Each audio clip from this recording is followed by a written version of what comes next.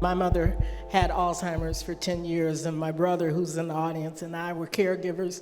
And she used to say to me sometimes, "You're really good at this. You know, you should go into business." I said, "No, Mom, this is because I love you. And I enjoy doing this for you. I don't know if I'd be able to do this as a job, but it's very important to have." And that's what you see in the audience here tonight. People who raised their hands said they're caregivers because those are people that are in their lives and people that they love. And so you step up, you do what you have to do. So, Satrice, tell me a little bit more about St. Patrick and some of the history. It's a rich history here in the services today. Definitely. St. Patrick's Senior Center, we're over 50 years old. It was started by Sister Mary Watson. We have a variety of programs. We're one of the larger health and wellness centers with the support of Detroit Area Agency on Aging, of course. They do a lot for us. It wouldn't be who we are without them. So we have a number of programs. Our Congress Meal program, where we cook food from scratch. We have bunches of exercise, dance classes. We even are teaching older adults digital literacy. So I have digital navigators who are seniors trained, and we're teaching VR. We're doing AI. We're in the community.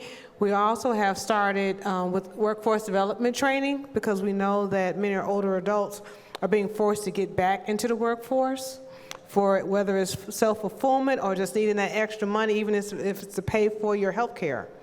So we're training older adults to be entrepreneurs and community health workers. Okay. So Ron, since you're right next to Satrice, talk about that, the interaction and how you DAAA, as they say, how you're able to help others in the community. Yeah, DAAA, and it's easy to help entities such as St. Pat's because of the commitment and the heart and just the love in which Satrice pours out, and which you could tell carries down to the rest of her team and to the services which they provide and how they connect to the community. So it makes it very easy. But at DAAA, we've been around for 45 years, and it's been our mission to try to do what we can to allow individuals to age in the community with grace and dignity. And we've done that by creating a system as far as a network of partners that allow us to provide what I say is a continuum of care.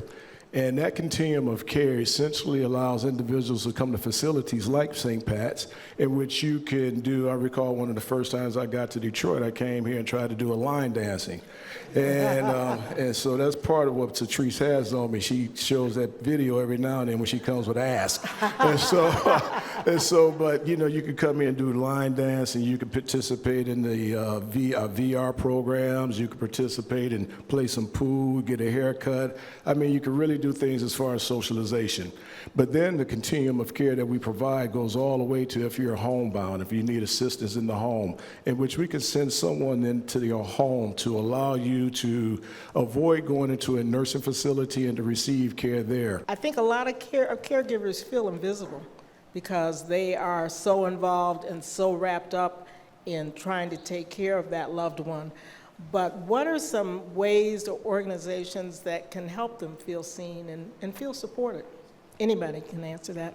One of the things that we like to do is really talk around advocacy, and we can use that word in a number of ways. So we really encourage caregivers that come to us to be their own self-advocate, and we really go through workshops. We partner with a number of organizations. But the other part of that is also being an advocate on various levels, on the state level, on a political level, on a policy level. So also giving those skills out to the community at large, really to have conversations, really to get out and to tell your story. It is so important to tell your story as a caregiver because that's where change happens. And so not to be afraid of telling that story, but just making sure when you get out there, tell your story, keep telling your story, say it over and over again, write it down, email it, do all those things because that's really what we really press for change to happen. Ron. Yeah, I would say that it's a multi-pronged approach, and advocacy, it has to occur because, again, caregivers are the backbone of our healthcare system, and the appropriate resources need to be directed to caregivers, and I say it as far as whether it's with the employer, as far as EAP programs, or if it's with the ability to reimburse or to provide payments to caregivers, if it's increasing the rate of payment to direct care workers. And, you know, there's a number of policy considerations. And the other one I would say is like a tax credit for caregivers.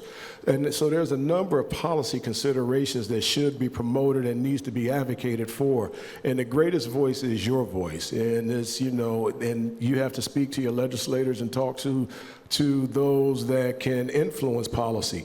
But I would also say to recognize the realities of what's occurring in the real world and what's happening is that we work with a number of partners, and we also have one of our team members is here today as far as Crystal White, as far as providing caregiving services. And those caregiver services are allowed to help educate and to train caregivers through programs such as Trualta, and then it's also where we can do intensive assessments to help caregivers understand where they're at and what their needs may be, and also we can help direct them and to connect them to the appropriate resources.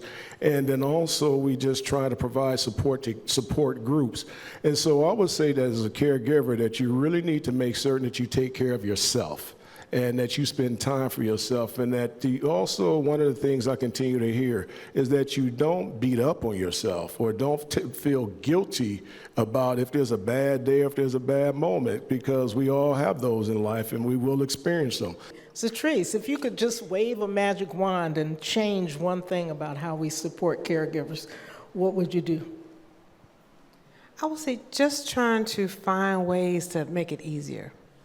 You know, here at St. Pat's, I'm really into technology, but also finding ways that you can use technology to simplify your life.